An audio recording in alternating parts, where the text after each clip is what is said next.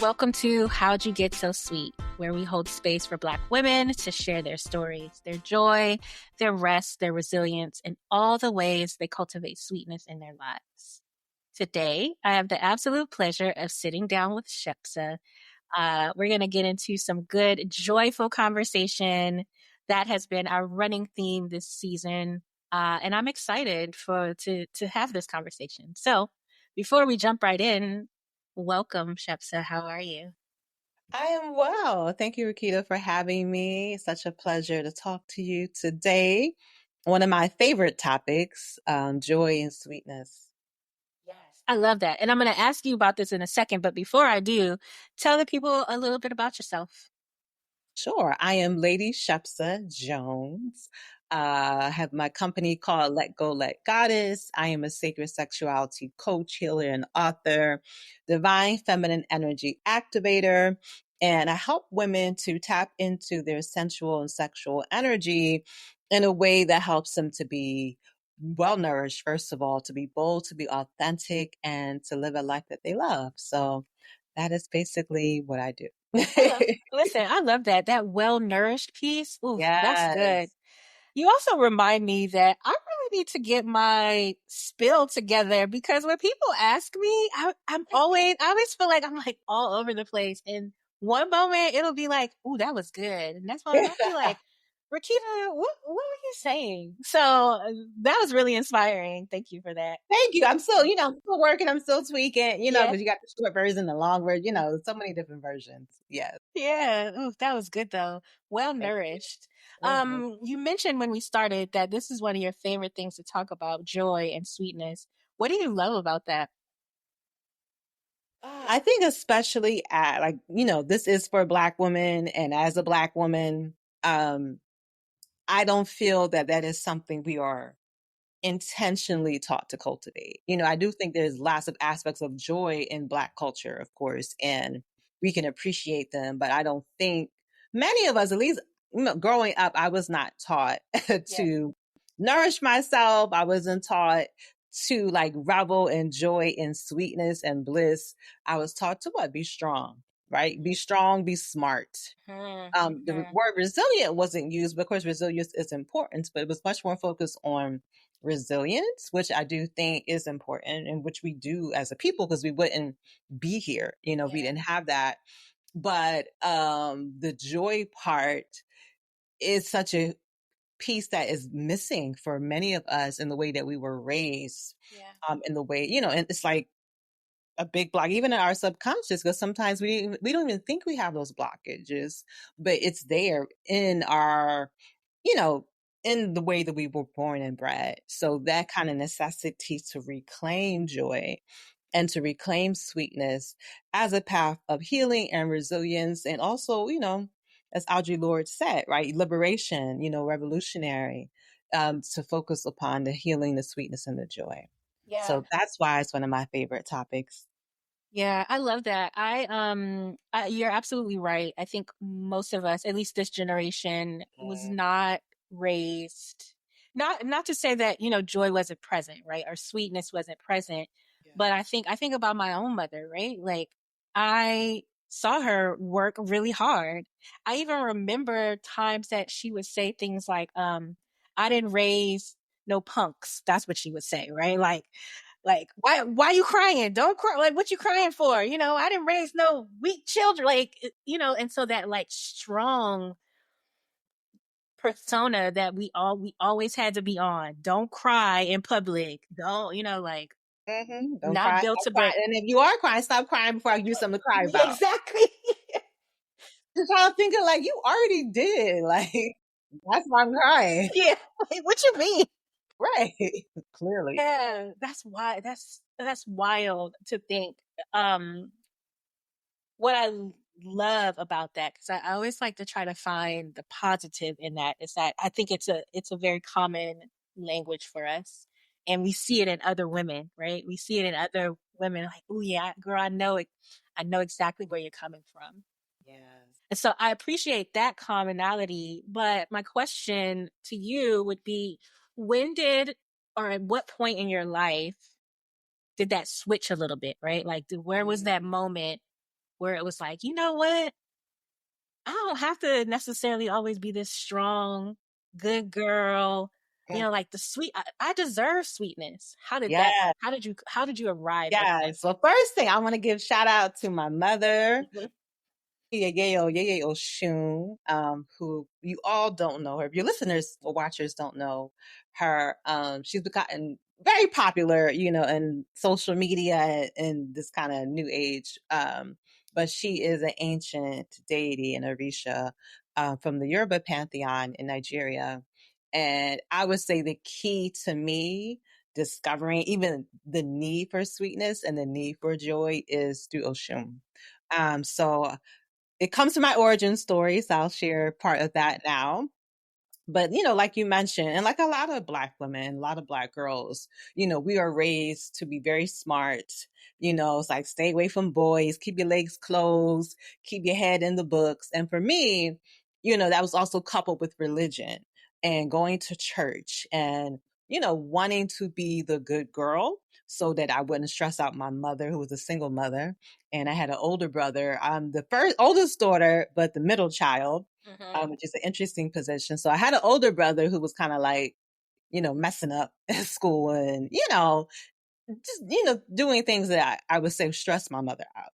So, me being the first girl and, being the daughter, I was like, all right. And of course, I think this is subconsciously. I didn't know if I actually thought this, but it was like, I have to be super good because he's being kind of super bad.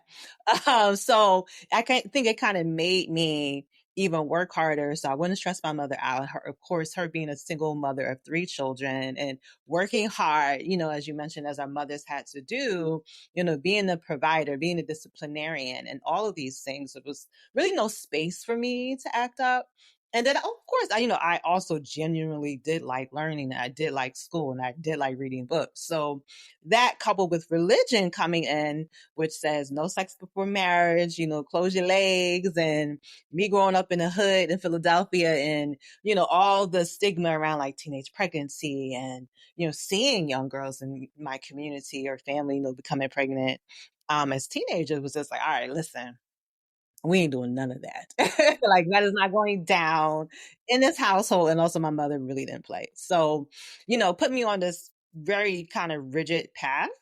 Where I was an honor roll student, where I did graduate from NYU with honors, and I was actually a virgin until I was like around 22 years old, where I had my first ever relationship because I didn't really date when I was in high school because it was all about the books and God and things like that, being a Christian. So it was at the point in my marriage after I had my son where I kind of looked around and I was like, I did everything everyone told me to do. I was an honor roll student. I was basically a virgin until, my first relationship with the man who I did marry. And at that point, I was no longer a Christian. I was practicing, a form of traditional African spirituality, but I still had that same kind of rigid mindset. And I was just kind of like, I did all that society said you should do. It's a good Black girl, it's a good Black woman, and I'm here unhappy and miserable. So that forced me to go on a journey within. And one thing that I did, how Shun came into the picture, well, she was already in the picture before, but like how she really came strongly again, I went to go get a reading. So in the Ifa Arisha tradition, there's a level of priesthood called the Babalao, which means the father of mysteries. And so I went to go see a priest, of Babalao, to get a reading just to kind of figure out like what to do because I want to leave my marriage and had my son at this time who's very young, maybe a year and a half, and I just felt like I was at this huge crossroad where I did not know what to do. And being that good girl, wanting to be a perfectionist, I didn't want to quote unquote make the wrong decision, right? Because mm, yeah, ruin my life and yeah, yeah. it can't ever be wrong, right? So the Babalawo didn't tell me what to do in terms of leaving or staying, but Oshun did come up in the reading and he told me to do these prayers and this ritual to Oshun and to ask Oshun to teach me the secrets of being a woman. Um, And, I would do those rituals and, early in the mornings. My ex-husband at the time worked overnight. So I would get up early before he came home and I would do these prayers and do these rituals. And for me, I believe that was a catalyst to my awakening. That was a catalyst to me, discovering the secrets of being a woman. Like, because what is that? We're not taught that. Yeah. Yeah. We were stripped of rites of passage in our culture through slavery and colonization. So we're not taught these quote unquote secrets. So I believe that it was that journey that sparked that prayer and that ritual that sparked me to the path that I'm on now. So it was through that I started to really delve into learning about the divine feminine, learning about the goddess, learning about tantra, learning about Taoism, and learning really that sexual energy really is a spiritual energy. And through learning these different practices that I now teach through my coaching programs, I was able to really to heal myself and to awaken my divine feminine energy. So that is basically the long story how Oshun gathered me together. I love that. Oh, also, that is a great title for a book or a poem or an article. How Oshun Gathered Me. Yeah. Um, you know what I love about that? I was listening to your story, and there were a few things that came to mind. One was I love that your Babalao did not tell you exactly what to do, right? Like there was a knowing that you would arrive at the right answer for you when the Yes. time was right. Mhm. One, right. So I love that. The other thing that I thought of as I was listening was your path, right? Like I'm a strong believer that there's not necessarily no wrong decisions or no wrong way to arrive at your purpose. You're either going to get there quickly or you might take a little longer to get there. And so I was listening, I was like, man, oh, she is on her path. She is in her purpose. And that is so Mhm. beautiful to one have the knowing that you had to like, wait a minute, something, I want something more, right? Like, not, there's not necessarily anything wrong with where I am right now, but I know that I'm not happy and I know that I deserve and I need, I want more. And so, please, universe, spirit, would however you connect with that, right? Reveal to me, how do I get to that more? How do I get to that sweetness? Yes, yes, I absolutely. love that. Ugh, Yeah. And it's so interesting because, of course, I believe we choose our path before we come here, right? Like there's an aspect of destiny and fate that is at work and certain lessons that we agree to learn and to master when choosing to come absolutely. to earth. But what's amazing is that I'm like, the work that I'm doing, like I would have never thought I'd be doing any work like this. This is not why I came to New York. I came to New York to be an actress, I was a theater major at NYU and I'm just wind up, in voodoo ceremonies. Like Yeah. this is not why I came here. It's just, the path is deep and it's Yeah. just important to like follow it, but you never really know. Yeah, that's real. And listen, I don't know no practitioners in this work that have ever said, I knew this is where I was going to be. Everyone is like, if you had told me 2 years ago that this is what I would be doing, I would have laughed. I feel the same way. One of the women she is a very dear friend now, but in the beginning was like a mentor. I just randomly walked into her store one day and she said hi. And I immediately just started word vomiting what was going on in my life at the time. Mm, And mm. after I said it, I kind of gasped because I was really shocked that she just said, hi, good morning, welcome. And I was like, you got anything for this? Because this is happening. And I said to her, I said, I don't know why I just told you all that. Mm, She said, no, it's fine. People do that to me all the time. Maybe you should get a reading. And mm. normally, because people have asked me before, and I'm very careful about who gives me readings. I was like, sure. In my mind, I was thinking no, but my mouth said yes. And so I was like, what in the world is happening? But the same thing. And I read it. She said, this is the work that you're going to be doing a few Mm. years from now. And I was like, this lady don't know what she's talking about. She's crazy, but sure enough, a year Mhm. after that reading, my entire life changed. What kind of reading was it? It was girl, it was a very simple tarot reading with my favorite deck. It's the Voyager deck. I think it's actually discontinued. Mm, And it was nothing like you see in the movies. It's nothing like when, some people they'll go into a tarot reader shop and it was nothing like that. mm, And so even though she had these cards, which is also the thing, right? Like people think that it's the cards that tell you what's happening. It's really not. The cards are just a tool to help you focus because you need it, but the reader don't need it to read you. Right. mhm. And so Yes. so it was just although we had these cards, it was just really beautiful. The very first card she pulled was an illumination card. And typically with that card, in the Voyager deck, it usually means that you are working with another healer or someone who's going to do spiritual work or energetic work or something. Yeah. When she laid that card, I mean, my hands were like, my whole body just got warm. Mm, And so it just was it turned into just a conversation. mm, And I really attribute the beginning really to that moment because I'd had readings before and yeah. they were never like that. But it's the same, other people I hear, they're like, yeah, someone told me that this is what I was going to be doing. And I was like, no, same. Mhm. Right. So Yeah. I love that. We always arrive at our purpose one way or another. One way or the you know, Sometimes you you, gotta be dragged, but yeah, sometimes you absolutely right because you get tapped on the shoulder gently, but Mhm, your folks know when you hard headed and they're like, no, she needs a little bit more than a little gentle tap. mhm. Yeah. So yeah, man, I love that. Now we done gone off on the tangent. Um, Alignment. question to you is, during that time when you were doing these rituals, what were some things that came up for you that was really surprising?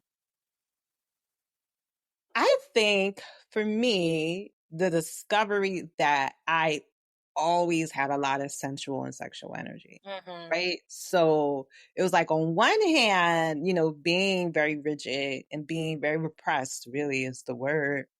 Um, and doing that really as like a survival mechanism is like, I can't become a teenage mother. I can't disappoint my mother. I can't, I got to go to college. I got to do these things.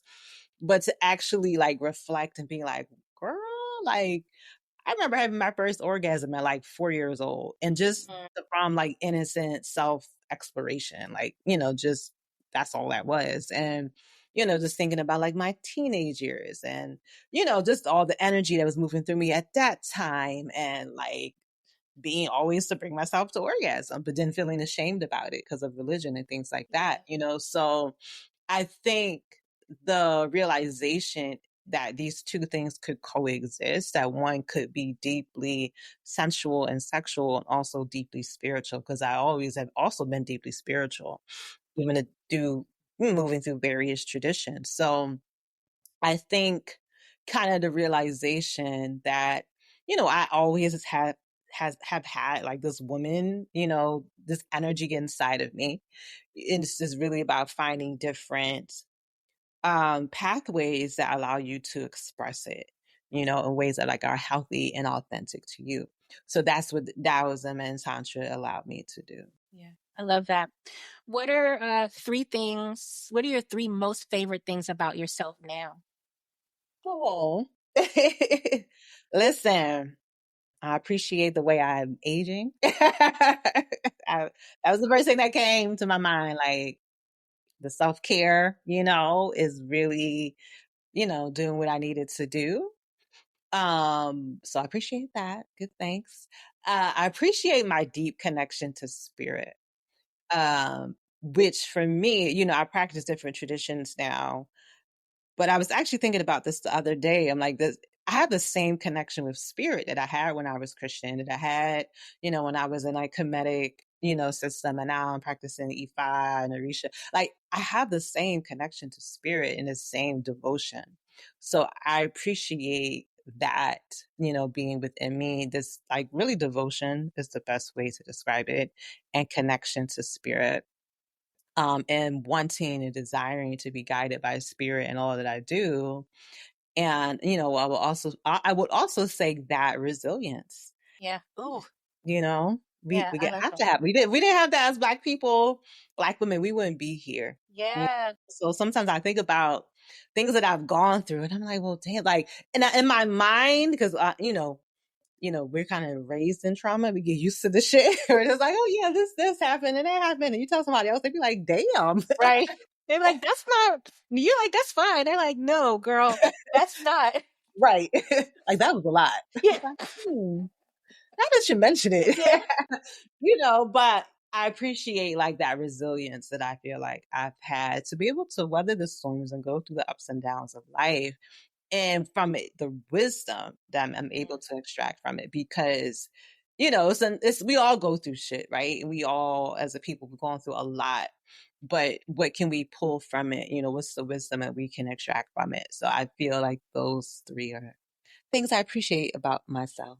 I love that. First of all, come on, aging, because for Yes. those of you that are listening and cannot see, Shepsa is fine. Okay. Skin glowing, beautiful red lip. Like, I love the way that Black women age when we're Mhm. happy and joyful and sweet, Yeah, and like it just shows up. Your spirit shows up fully, and I think that that's one, and a testament to the work that you do for yourself and for your community, that's and Shepsa. two, come on, Black people, Listen, come on. melanin, Yeah, okay? I love that. And I love that you said devotion, because I admittedly have been struggling with finding the word for Mm, what it is. Especially because you listen, 2024 really was life in, okay, and it was hard. mm, And I like to think that I am very, very faithful. yeah. Um but there was a moment that I did not want to sit at my altar. I didn't want to pray. I didn't want to do anything, right? And but it was fleeting. And I Mm, remember coming back to my ritual, my daily practice, like it was nothing. mm, Like the terrible things that happened didn't happen. And I was like, man, what is that? mm, Because for that moment, I was like, I prayed. I did everything that Spirit was asking me to do. I yeah, followed it to the T, and still I did not receive what I was expecting to receive. And right. I had felt abandoned by Mm, by my folks, my yeah. spiritual. When I say folks, I mean my spiritual folks, right? And so I was like, I'm not about to. You want me to be what, the obedient? You want me to sit and pray to you? You want me to honor? So for a second, I was like, no. Mm, But I had a very dear friend. Hey Tama, if you listening, the owner of the womb sauna. mm, We were talking in a group, and she said something I thought was so beautiful, because I think also a part of spirituality and practices that we sometimes feel like we're not allowed to be upset or disappointed or angry when we mm, pray for something and it doesn't yeah. come.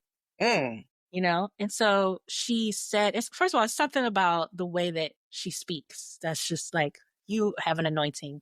That's for another talk. But she said, it's okay to tell them that you are hurt and mhm. disappointed, Yes. because you thought that what you were asking for you were going to get, and you didn't get it.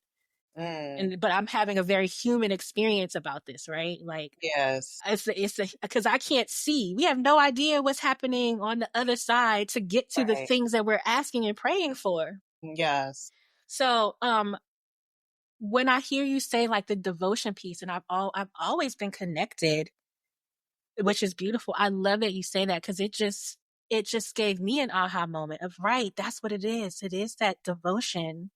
It Hmm. is that knowing, because no matter the practice, those are just the tools to connect you to what is greater Right. and bigger. Right. Exactly. And so when Yeah. you know that, it Right. makes things it makes life a little easier, right? Like, Absolutely. Yes. And I love what you mentioned about like giving yourself, because it really is like giving yourself permission to feel, not just the good feelings, but all the feelings. And I think, again, that's something that we as Black women, we've been taught to mask our feelings. We've been taught that if we feel or express ourselves too much, we're going to be seen as angry and unapproachable and a threat. And, so part of that nice girl, good girl mask is to not appear that way. And we also are not really taught to honor and to connect with our sadness, with our grief.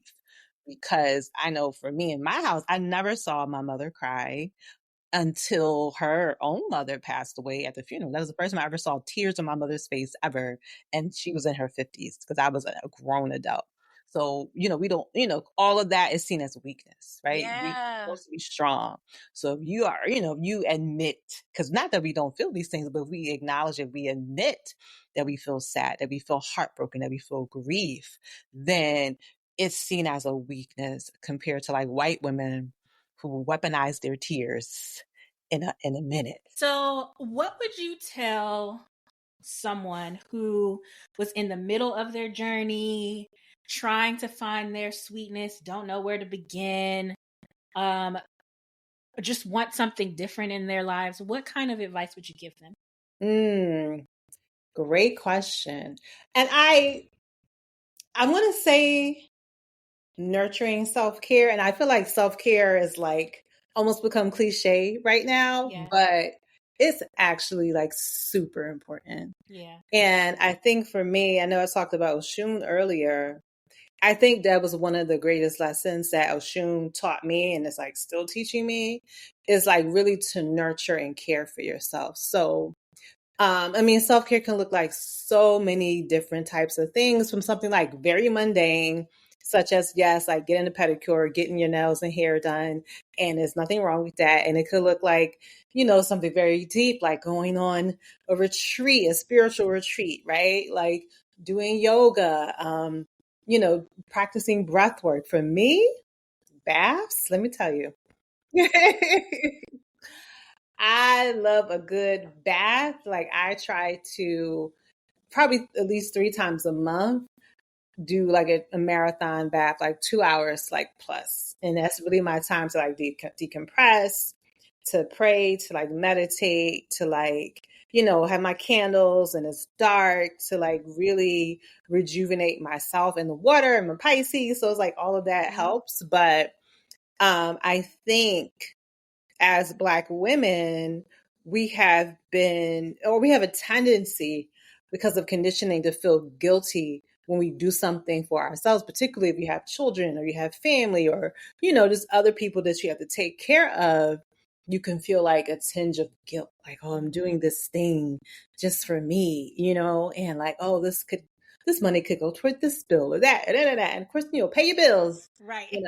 We're but not saying don't pay your bill. right, right. Pay your bills, but sometimes maybe be a little late. But but just like do something, and it doesn't have to cost a lot of money. Like the bath water, we pay for the water. Some people pay for heat, whatever. But it don't cost a lot of money to get some Epsom salt, Yeah. some essential oils, and like really soak. So, finding for me, it's like finding that space of softness and sweetness and enjoying your life.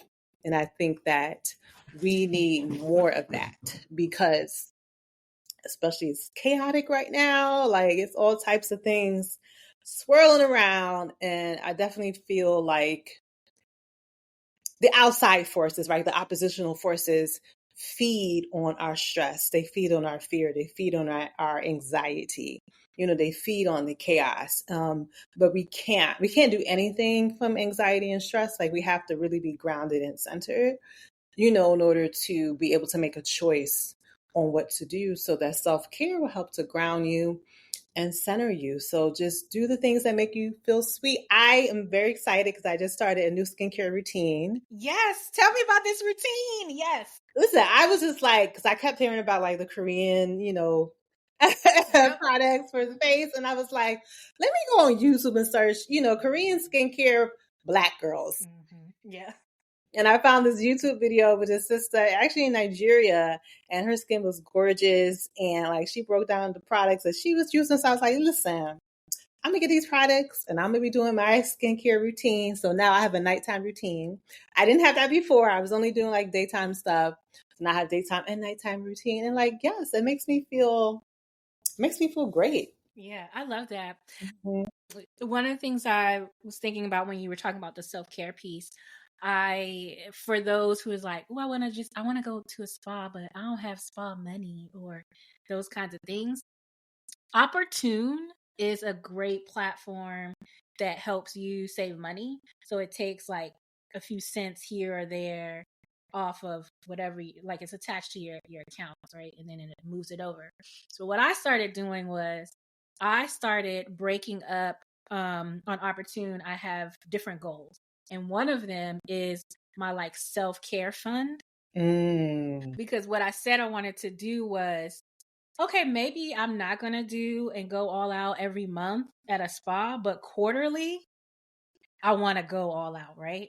I mm, want to have the full experience. And so Opportune moves the money along where I really don't miss it. It's usually like $1 here, $2 here, $10, right? Like yeah. things I would use when I'm out.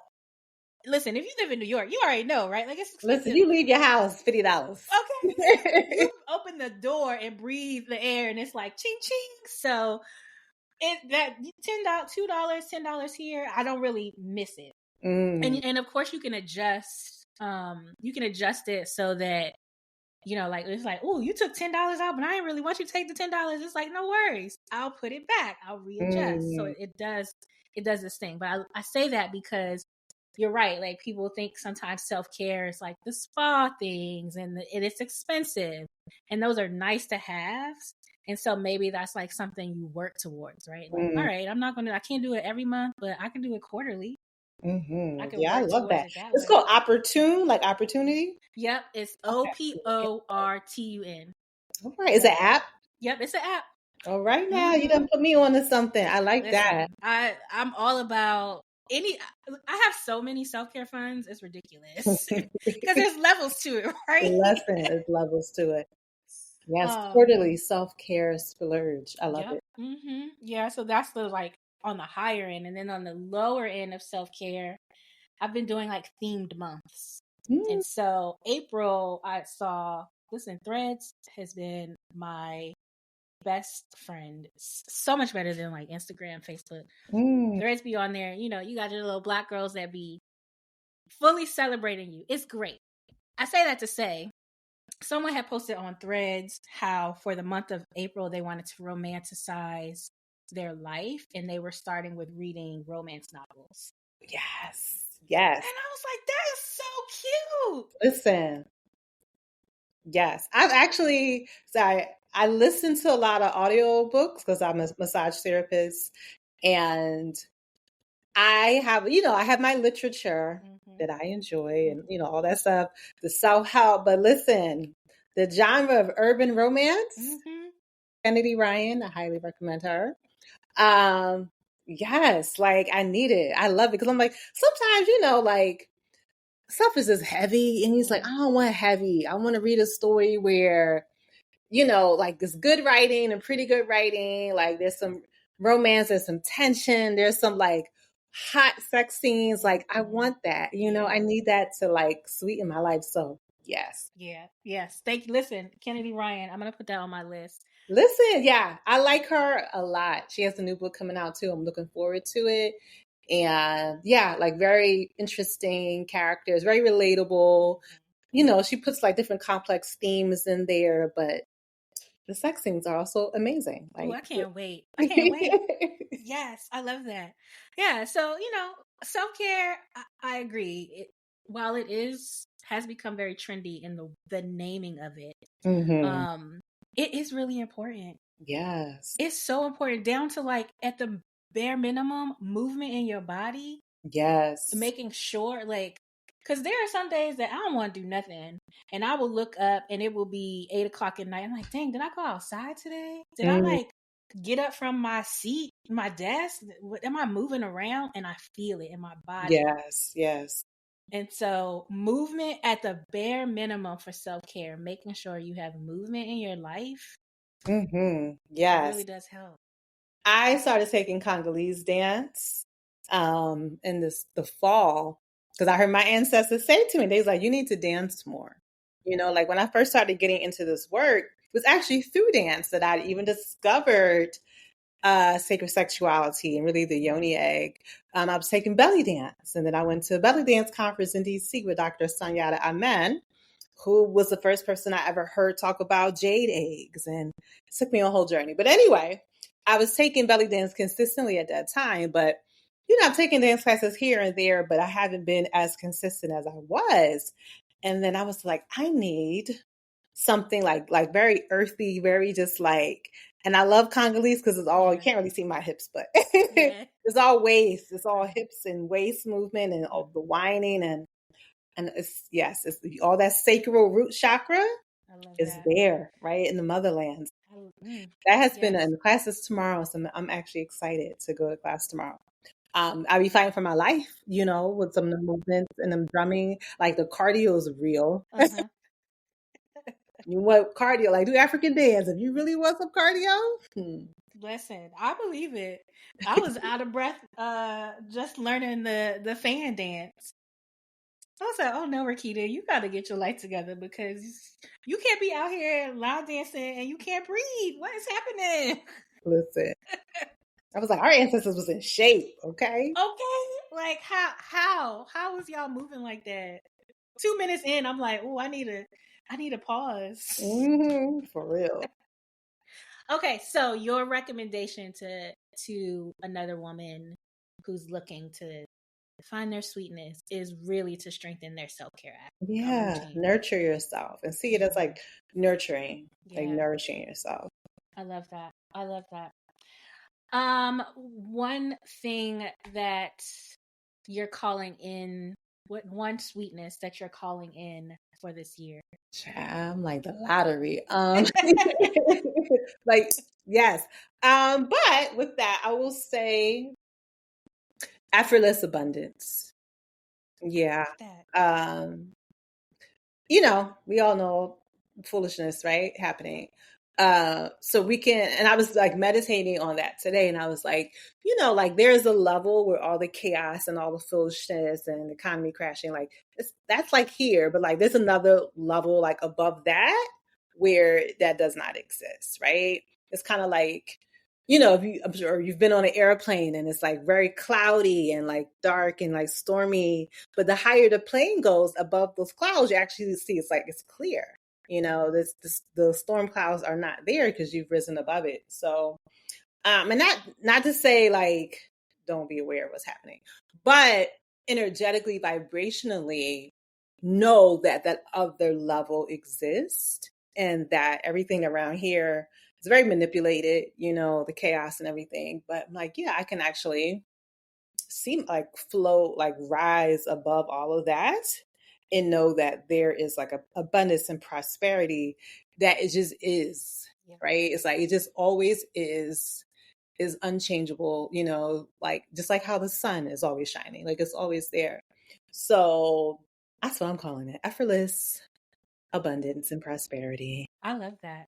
I love Yes. that. Effortless abundance. All right, we calling it in, claiming it, and so it is. Ashe. Ashe, yes. What are And you so, calling it? ooh, that's a good question. Listen, for this season of sweetness, I just want ease and peace. Mm, I want to feel that in my body again. yes. Um, and you know how we walk around, we don't realize like how much we scrunch our shoulders or hold our shoulders up or clench our jaws. Mm, I want to feel what it feels like to completely relax, mm-hmm. Yeah. you know? And so that is what I'm calling in, is some ease and peace in my body, in my everyday life. Mm-hmm.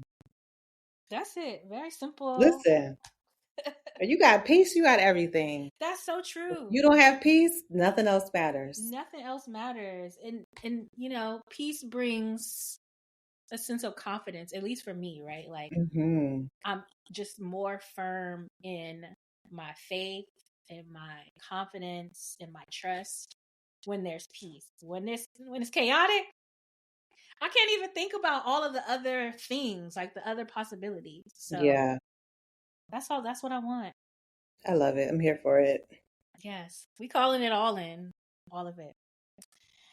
I've been asking our guests to share whether it's a quote, an excerpt, or a mantra that they would like to share with our listeners. Mm, yes, I have one that popped in my head as soon as you said it. So this is actually, it's not my quote. It's from one of my teachers of the Taoist sacred sexual practices, the Taoist practices, Minka DeVos. She wrote a book called Tao Tantric Arts Woman. White woman, Canadian woman, but great teacher of this work. Anyway, um, we were learning, the different practices. And especially in this day and age, there's a lot of like talk about like protection and like doing things and people doing things against you, especially like spiritually and things like that. Yeah. So she said, radiance is your best protection. Yeah, right. And I was just like, I love that. Yeah. And that doesn't mean you don't do all the other protections. You do all of it, but radiance and raising your vibration and shining your light and just really like being in alignment with who you really are, because that's really what it is. That being such a powerful force that it can actually protect you Mm, is very powerful to me, right? yeah. Like Yeah. strengthening your aura, strengthening the energy that you're projecting in the world really is our best protection. And like in Taoism, they talk about like different layers of the energy field, like the Wei Chi field. And it's like your fortress, it's like your outer defense. And when that becomes pierced, right? When something can pierce that, this is when we begin to actually get sick, and it lowers our immune system, right? So you want to have a strong, what they call the Wei Chi field, so that we're always going to encounter this is an example of illness, like the viruses and the bacteria. Like we're always going to encounter low vibration and or negative energy or whatever like that. But that your energy is so strong and so radiant that it can't pierce you, Mm, right? So, and I think that's where the self care and the nurturing comes in, because that is what helps to strengthen your radiance, your aura, so that these you know, attacks that happen, they can't even land. They don't even have yeah. the opportunity to penetrate because your outer aura is so strong. Ooh, I love that. Radiance is your best protection. Yeah. That's really beautiful. Thank you for sharing that. You're welcome. Well, tell the people how they can get in contact with you, what you got going on. Yeah. So let go, let goddess on everything. Instagram. I mean, I have a Facebook page. Nobody really uses Facebook anymore, but it's there. Sometimes I share it to Instagram. Sometimes it shares to Facebook. Sometimes it don't. I don't even bother with it. But Instagram, really. My website is letgoletgoddess.com. I do have a YouTube. I will again start uploading videos sometime in the near future again. But there's some old videos there. But you can find me on YouTube if you want to learn, just have some longer content to consume. Yeah, and that's it. Upcoming, I do have a retreat in Ghana in September Mm-hmm. 2025, whenever, people may listen to this. But if you are interested, definitely reach out to me. Um, I did my first retreat in Ghana in 2022, and it was very powerful. And it's going to be a very small, intimate group. So I can't wait. Like I want to be on the plane tomorrow, but September I have to wait. Listen, I don't blame you. One, because it's cold right Okay. now in New York. Like Hmm. it's April. Like I I had to don't break out know. my big coat today. I Yeah, was like, same. I had to wear gloves. I was like, it's April. What is happening? Why? yeah, Why are you still here, Winter? Why? yeah. So I don't blame you. I would jump on a plane tomorrow. Actually, listen, I will jump on a plane in 2 hours if I Okay. could. So, yes. Okay, so let go, let goddess. Everyone who's listening to this, absolutely check Shepsa out. It's amazing. All of her programming. Yeah. And if you can make it to Ghana, please Yeah, yeah. And connect if you with can't me. make it to Ghana, yeah, I do coaching, and you can always book a call with me to find out what I got going on. Yes, Yeah. yes, yes. Well, thank you again. I appreciate you spending some time with us.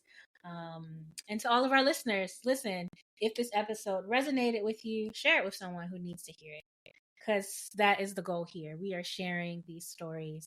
We want you to get closer to your sweetness. Yeah. It was a wonderful conversation, as always. As always, listen, if y'all, we've had to do this conversation a few times, okay? So, Mercury was retrograded, was like, retrograded hard.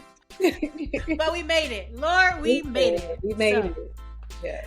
Yeah. thank you again. Until next time, everyone, may your days be filled with joy, ease, and just the right amount of stress. Yeah. Peace.